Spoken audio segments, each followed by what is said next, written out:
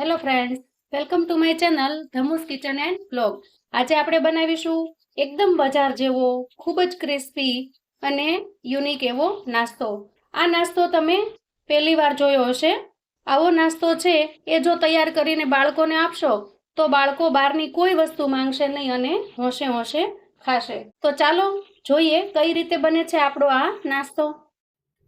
તો આ નાસ્તો બનાવવા માટે આપણે જોઈશે અહીંયા મીડિયમ સાઇઝના 3 બટેટા. સૌથી પહેલાં આપણે એને છાલ કાઢી લેવાની છે. સાંજની નાની નાની ભૂખમાં જ્યારે બાળકો માટે આપણે તાત્કાલિક કોઈ નાસ્તો બનાવવો હોય તો તમે આ નાસ્તો બનાવી શકો છો. એકદમ ટેસ્ટી અને સાવ અલગ રીતથી બહારથી જે ફાસ્ટ ફૂડ ટાઈપના નાસ્તા મળે છે એ ટાઈપનો નાસ્તો બનીને આપણો તૈયાર થાય છે. હવે અહીંયા બટેકાને આપણે કટ કરી લઈએ અને પછી બટેકાને ધોશું.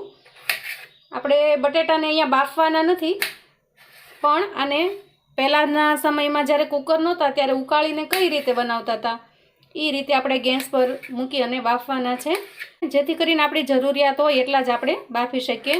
બહુ વધારે બફાઈ જશે તો એકદમ નરમ થઈ જશે. હવે આના અંદર બટેટા ડૂબી જાય એટલું આપણે પાણી નાખી દઈએ. અહીં મેં 1 ગ્લાસ પાણી ઉમેર્યું છે.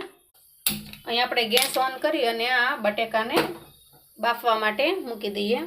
અહીં મેં ગેસ પર બટેટા બાફવા માટે મૂકી દીધા છે અને અહીંયા અંદર અડધી ચમચી જેટલું મીઠું આપણે નાખીશું, જેથી બટેટા ઝડપથી બફાઈ જાય. 10 મિનિટ માટે એને ઢાંકી દઈએ અને મીડિયમ ફ્લેમ રાખીશું. અહીંયા આપણે બટેટા બહુ ચડવા નથી દેવાના. હા, પણ સાવ કાચા પણ ન રહે એ જોવાનું છે.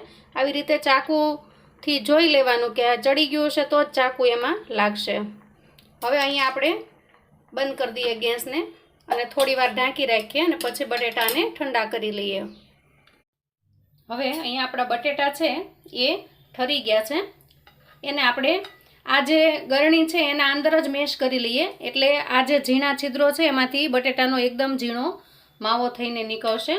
એટલે આપણે અલગથી એને કાંઈ છીણવા નહીં પડે અથવા તો એનો ભૂકો પણ નહીં કરવો પડે. આવી રીતે દબાવી દેવાથી એની નીચે છે એ સરસ માવો નીકળી જશે. આપણે એવા બટેટા જોઈશે કે જે ખૂબ નથી ચડેલા, અને તો જ એમાંથી આપણે જે બનાવવાના છીએ એ ખૂબ સરસ બનશે. તમે જોશો કે આની નીચે જો એકદમ સરસ માવો નીકળી ગયો છે. હવે આની અંદર કોઈ બટેટાનો ઝીણો ટુકડો કે કશું જ નહીં હોય. હવે આપણે આના અંદર મસાલો કરી લઈએ. અહીંયા હું થોડા ચીલી ફ્લેક્સ ઉમેરીશ.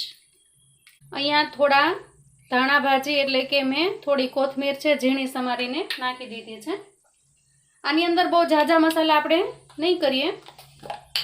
આપણે બટેટા બાફ્યા ત્યારે થોડું મીઠું નાખ્યું હતું, એટલે અત્યારે સ્વાદ પ્રમાણે મીઠું નાખવાનું છે. અહીંયા મેં લીધો છે કોર્નફ્લોર 2 ચમચી જેટલો, એ એડ કરી દઈએ. તો બસ આપણે આટલા જ મસાલાની અંદર આ સરસ મજાનો નાસ્તો તૈયાર કરવાના છીએ. આ બધી જ વસ્તુને સારી રીતે મિક્સ કરી દઈએ. આ રીતે સારી રીતે મિક્સ કરી દઈએ. હવે આ નાસ્તો બનાવવા માટે મેં અહીંયા જબલું છે એને ઉપરના નાકા કાપી લીધા છે આવી રીતે, અને આવી રીતે વચ્ચેથી ખોલી નાખ્યું છે. આપણે જે વેહન બનાવ્યું છે એને અહીંયા ગોઠવી દઈએ. સૌથી પહેલાં તો કાગળ છે એને તેલ લગાવી દઈએ, જેથી કરીને આપણું જે મસાલો છે એ ચોંટી ન જાય. આવી રીતે બંને બાજુ, અને આપણો જે મસાલો છે એને અહીંયા ગોઠવી દઈએ. હવે હાથની મદદથી આને થોડું પોળું કરી લઈએ અને પછી ઉપર આ કાગળ મૂકી અને એક સરખું લેવલ રહે એ રીતે પાથરી દઈએ.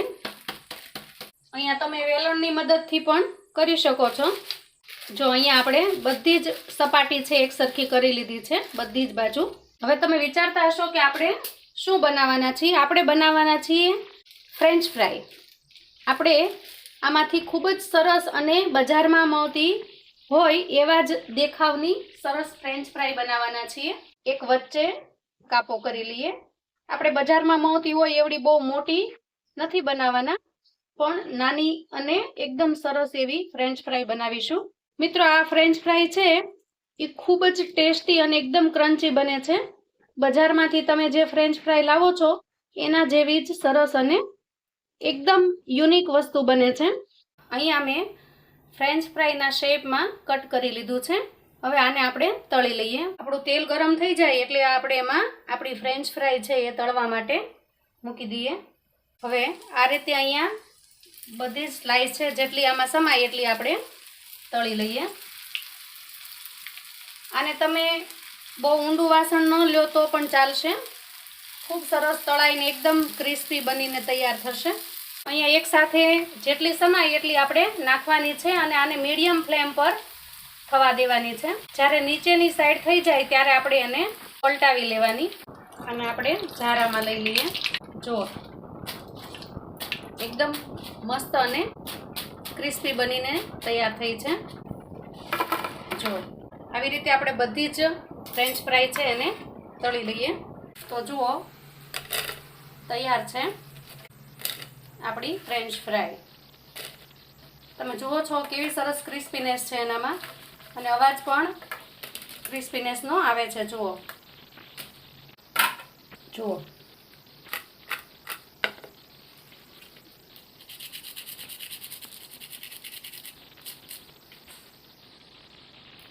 એકદમ યમી અને ટેસ્ટી બનીને તૈયાર થાય છે.